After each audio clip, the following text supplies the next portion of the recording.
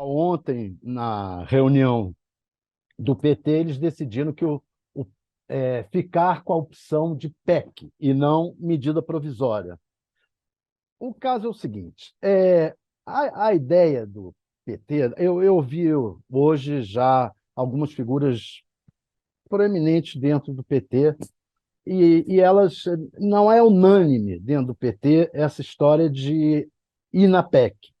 Mas como essa semana o Lula vai ter um encontro ainda com o presidente da Câmara, Arthur Lira, a ideia é não confrontar o chefão do Centrão no Congresso, que é o Arthur Lira. O Lula, o PT decidiu ontem dar prioridade a essa PEC para evitar confrontar, mas é, a maioria é forte ainda no partido o medo de ficar na mão do Arthur Lira e que, portanto, seria melhor uma medida provisória. A medida provisória teve o aval de uma comissão técnica do Tribunal de Contas da União, mas há dúvidas sobre se é legítimo ou não, se há risco ou não de se fazer gastos extraordinários via medida provisória ou se isso depois não pode dar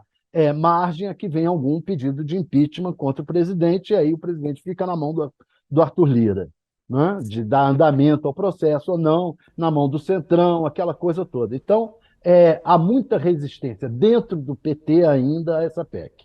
O caso é o seguinte: agora, para não confrontar o Arthur Lira, deve-se ficar nessa. Não, vamos na PEC, não tem problema, e vamos ver como é que ela anda.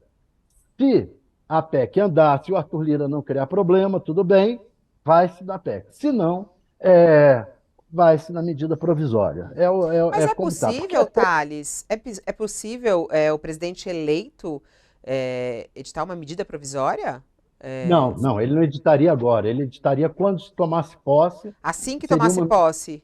Mas, Exato. mas daria E, tempo, porque o problema é você não continuar com os pagamentos. Janeiro estaria comprometido, né? Se fosse não, nesse isso, sentido. ele toma posse dia 1º de janeiro, editaria logo no dia 1º de janeiro. Uhum. O pagamento em si, eu acho que não é problema. O problema maior é a questão da legitimidade disso, é que não se sabe ao certo se ela tem. Seria mais correto, do ponto de vista jurídico, uma proposta de emenda constitucional. O problema é que o Arthur Lira vai dar os votos para isso, o Centrão vai cobrar que preço? Assim, a Michelle tem uma relação, acho que um pouquinho melhor com o Flávio e com o Eduardo, mas com o Carlos é uma coisa antiga já de não se darem bem. E acho que esse processo durante a campanha foi se acentuando.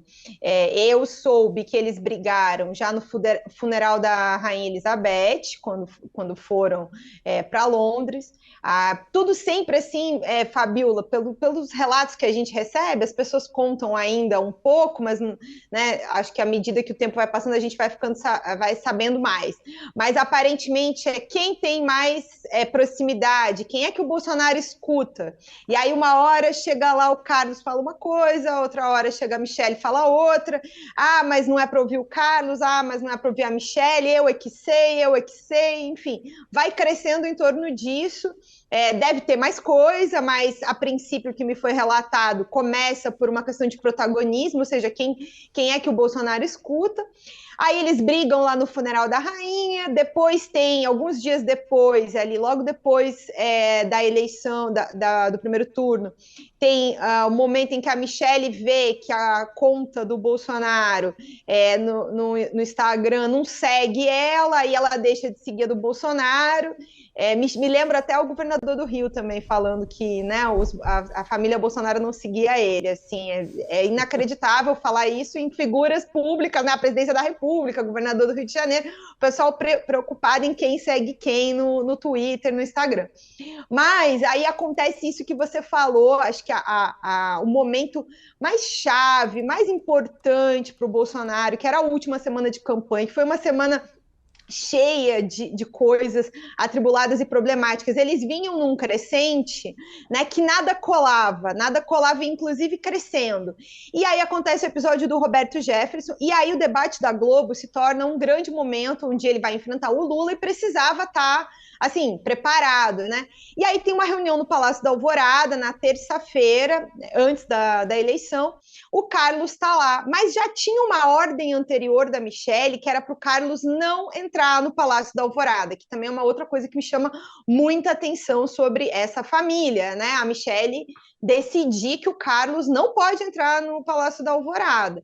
E aí, quando ele é avisado, né, ela sabe que ele está lá, manda avisar que é para ele sair, porque tinha a ordem anterior dela, ele fica irritadíssimo, sai, e aí já tinha sido enviado, inclusive para a Globo, a lista de quem que ia acompanhar o Bolsonaro no debate, o nome do Carlos estava, e aí ele fica enfurecido com aquela situação e decide não ir mais. E aí, assim, quem estava mais perto do Bolsonaro nesses dias me relatou, inclusive, isso, o quanto que a falta do Carlos impactou nele no debate, ele ficou bastante...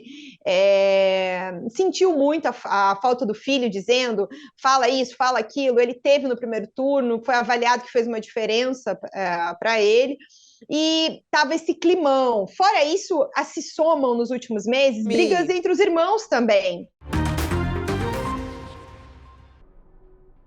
Fabíola, eu sempre fico com a sensação que tanto o TSE quanto o STF estão sempre correndo atrás do rabo.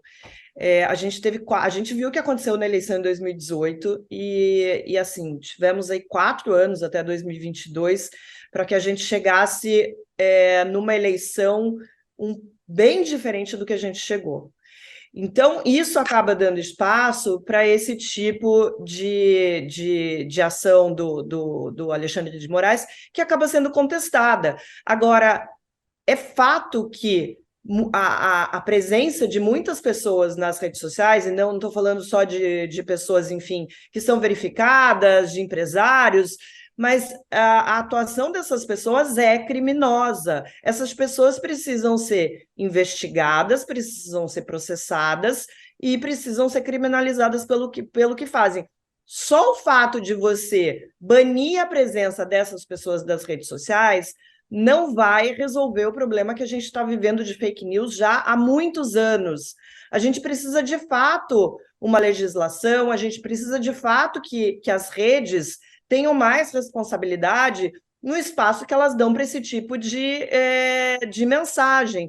Não estou falando aqui de liberdade de expressão, eu sou uma grande defensora da liberdade de expressão, eu quero sim continuar falando as coisas e escrevendo as coisas que eu falo sobre políticos, sobre pessoas do meio jurídico, e quero que outras pessoas que não pensam como eu penso também tenham esse direito.